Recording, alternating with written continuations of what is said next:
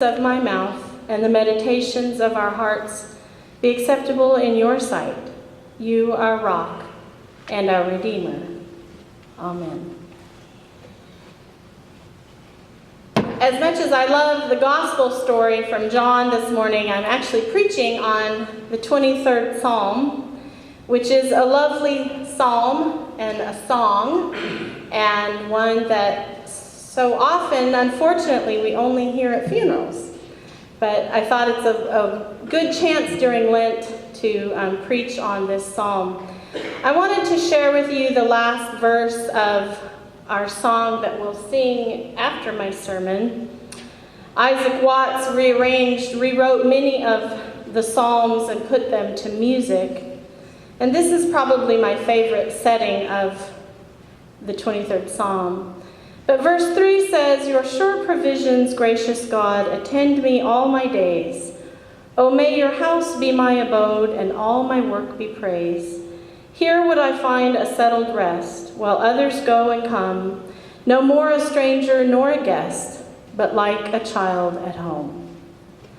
I love that imagery and that idea of a child at home, and it made me think of my granddaughter Sophia, as a lot of things do. And she's 5, and she loves to come to Grandma's house. And she was supposed to come this weekend, but she was sick. But she loves to come to Grandma's house, and she loves that things generally stay in the same place. And if anything's out of place, like a picture that she drew me that's on the refrigerator and I move it, then I hear about it. Or if I put her toys in a different place, then I hear about it. So I try to make sure that things are right where Sophia knows they're supposed to be. And I love to see her, though, feel at home. She knows where she can find her yogurt. She knows where to find an apple. She knows where to find the cookies and things like that. So she has this sense of, even though she doesn't live there all the time, a sense of being at home. And that's one of the wonderful images that we have from this well-known psalm. In this psalm, we are reminded that we lack nothing, that we need fear no evil, that goodness and mercy pursue us, and that God, our shepherd, provides for us abundantly. As we come to this 4th week, this 4th Sunday in our Lenten journey as we move toward Easter, I don't know about you, but I feel tired. And sometimes it's a good kind of tired, after you go for a good walk or a good hike, or after you have a good spring cleaning and clean out a closet. There's that kind of tired. But then maybe you know about the other kind of tired. The kind of tired that you feel when you get the phone call that says your brother, who had been sober for several years, has fallen off the wagon. Or the kind of tired that you feel when you hear of yet another terror attack or shooting. Or the weariness that you feel over the constant political bickering and division. Or the tiredness that you feel when you hear of the devastation of civil war, or civilian casualties from bombings or famine in Africa.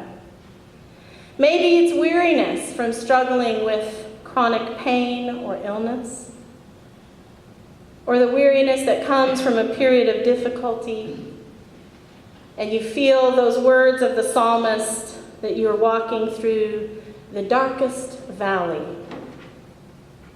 But here we are moving toward Lent, and here we get to hear these beautiful words of this song. And it's a beloved psalm because it is comforting. They are comforting images, and it's a psalm of trust. It's a psalm of confidence. The Lord is my shepherd. And I like the translation that says, "Therefore I lack nothing." God is our shepherd, therefore there's no evil that we need to fear, not even death. The Lord is our shepherd, and he leads us and guides us on right paths. He leads us and guides us to green pastures and still waters. And most of all, to me, he restores my soul. Now, I like the image of a shepherd. That's a lovely image. And Jesus himself said, I am the good shepherd who lays down his life for the sheep. I'm not so crazy about the image of a sheep, because we're the sheep.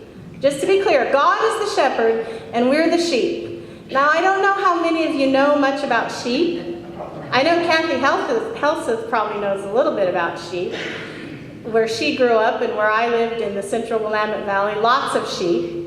And I had a friend, and he had some sheep, and his sheep were so dumb.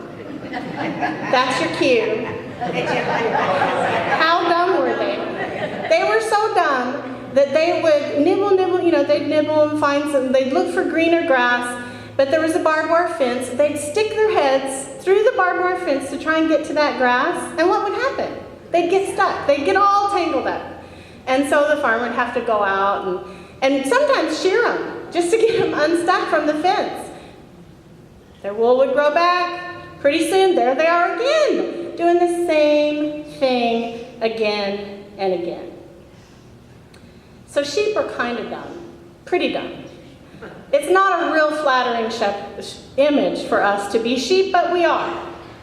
We are sheep. And maybe we're tired because, like those sheep, we wander away, we get lost, we get tangled up, we make the same mistakes again and again. Maybe it's because we forget who is our shepherd. The Lord is our shepherd.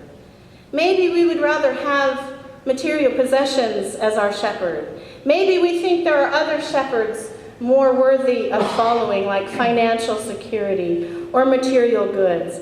Maybe we think, I can be my own shepherd. I can find my own way. And pretty soon, we're wandering off, and there we are, stuck in the barbed wire fence. But then we come to that valley. There are many ways that it's translated. Most common, we hear the valley of the shadow of death, the darkest valley. Then we come to that time of falling into the deepest ravine, the thorny thicket, and all of our struggling and all of our striving can't get us free. And nor can it restore our souls. But the psalmist reminds us that with God, our shepherd, we have all we need. We lack nothing. He leads us to green pastures, leads us to still waters. And even though we walk through the valley of the shadow of death, even though we walk through the darkest valley, and notice that it's even though. It's not if, it's not maybe, it's even though we walk through that valley, we know that God is there, walking with us, even though we don't see God. Reminds us that, yes, we'll go through the darkest valley, but God is with us. And when we come out of that valley, we come home to find that God has set a table for us, an abundant table, a table filled with bread and wine, and all of it overflowing, a table that tells even our enemies, even those against us, look who my shepherd is. Look who provides for me. Look who is my host. And the psalmist reminds us that in all of our wandering and all of our lostness, even then, God's goodness and mercy chase after us. Doesn't matter how far we run or how hard we run, that God pursues us. Until finally we find our way back, and with a loving kiss on the forehead, we find ourselves no more a stranger, no more a guest. We find ourselves at home with God. Amen. I invite you to sing "My Shepherd, You Supply My Need," found on page 80.